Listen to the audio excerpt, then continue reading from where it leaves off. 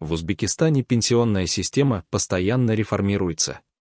Но последние новости указывают на то, что в ближайшем будущем могут быть внесены значительные изменения в пенсионный возраст, выплаты и льготы. Будет ли повышен или снижен пенсионный возраст? Достаточны ли текущие пенсионные выплаты, или планируется их увеличение? Какие новые льготы и изменения в системе выплат ожидают граждан? Эти новости важны не только для тех, кто уже выходит на пенсию, но и для всех, кто планирует получать пенсию в будущем. В Узбекистане разгорается громкий скандал вокруг пенсионной системы. Люди в шоке, пенсионный возраст могут пересмотреть, а льготы урезать.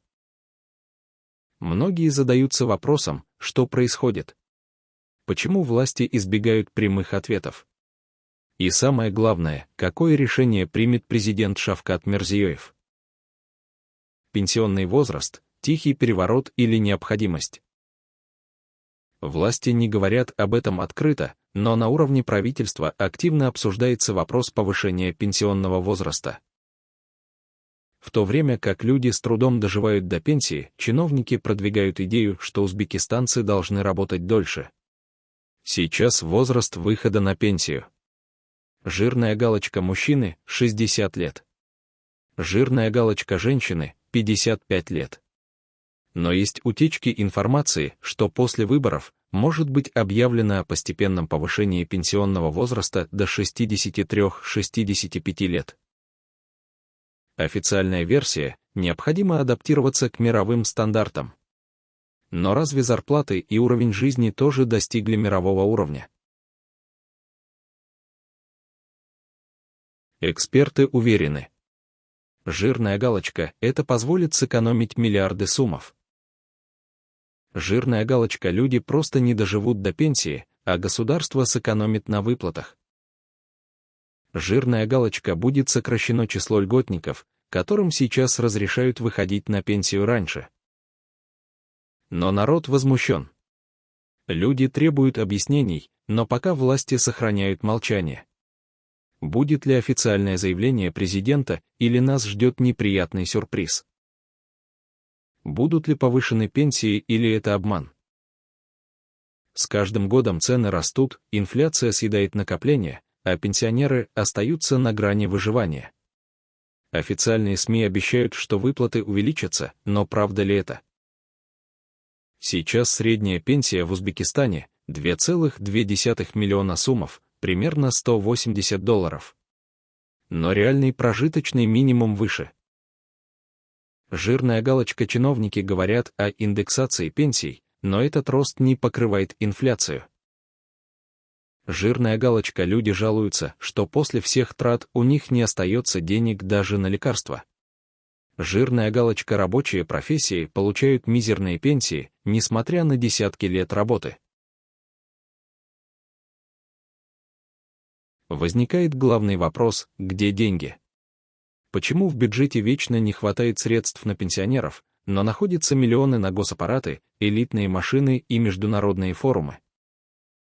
Некоторые экономисты утверждают, что правительство собирается пересмотреть формулу расчета пенсий.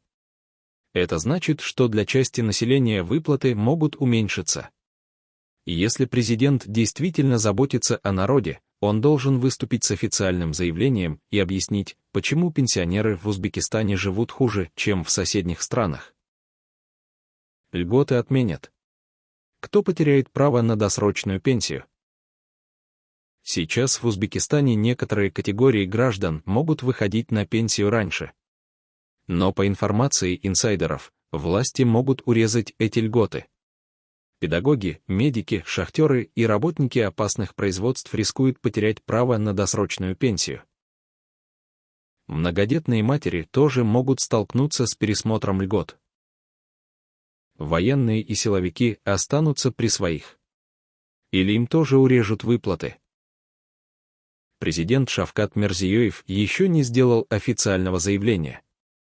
Но слухи множатся, и люди боятся, что после выборов их ждет жесткий удар по социальной политике. Пенсионная реформа или скрытая катастрофа? что творится в кулуарах власти.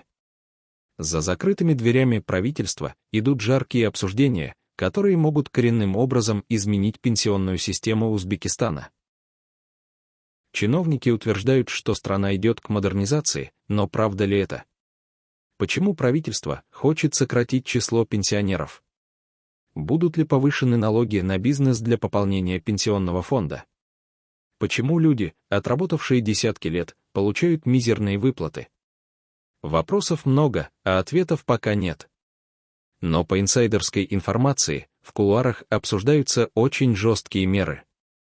Кому выгодно сокращение пенсионеров? Власти прекрасно понимают, что пенсионная система перегружена. Число пожилых людей растет, а работоспособного населения, которое платит налоги, становится меньше. Чиновники видят только два пути решения проблемы. Жирная галочка «Повысить пенсионный возраст». Это значит, что люди будут работать дольше и не успеют дожить до пенсии. Жирная галочка «Пересчитать систему выплат, чтобы снизить нагрузку на бюджет». Кто от этого выиграет? Жирная галочка «Государственный бюджет». Чем меньше пенсионеров, тем больше денег остается в фондах. Жирная галочка «Чиновники и крупные бизнесмены». Пока народ беднеет, элита продолжает жить в роскоши. Жирная галочка «Крупные корпорации». Если пенсионный возраст поднимут, это значит дешевая рабочая сила на рынке труда. А кто проиграет? Жирная галочка «Простые граждане». Люди, которые всю жизнь работали, но теперь не смогут спокойно выйти на пенсию. Жирная галочка «Рабочие специальности». Физический труд — это не офисная работа, и многие просто не смогут работать до 65-67 лет. Жирная галочка «Многодетные матери и малообеспеченные семьи». Именно они страдают от низких пенсий и нехватки социальных льгот. Официальных заявлений пока нет, но слухи множатся. Вопрос в том, осмелится ли президент объявить о таких мерах открыто. Почему олигархи не хотят платить налоги в пенсионный фонд? Если денег в пенсионной системе не хватает, логично, что правительство должно искать новые источники пополнения бюджета. Но почему власти не требуют этого с олигархов и крупных компаний?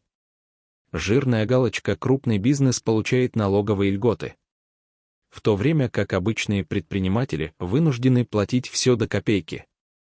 Жирная галочка «Вывод денег в офшоры». Экономисты утверждают, что миллиарды сумм, которые могли бы идти в пенсионный фонд, утекают в частные карманы. Жирная галочка «Политическая защита».